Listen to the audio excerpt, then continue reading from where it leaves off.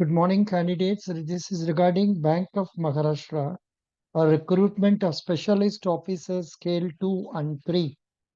And the posts are for civil engineer scale 2, then civil engineer scale 3, then data analytics scale 2, then digital banking senior manager scale 3, then electrical engineer scale 2, then HR personnel officer scale 2, then law officer scale 2, quality assurance engineer scale 2. So these specialist officers, those who are selected for the interview, I know they have given the marks only now. They will announce the people called for interview.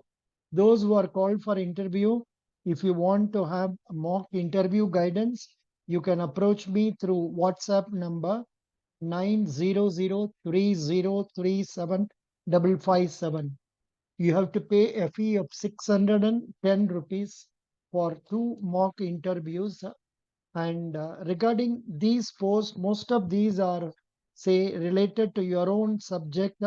So I will be asking questions regarding HR questions, then Bank of Maharashtra, and a few stray questions relating to your area.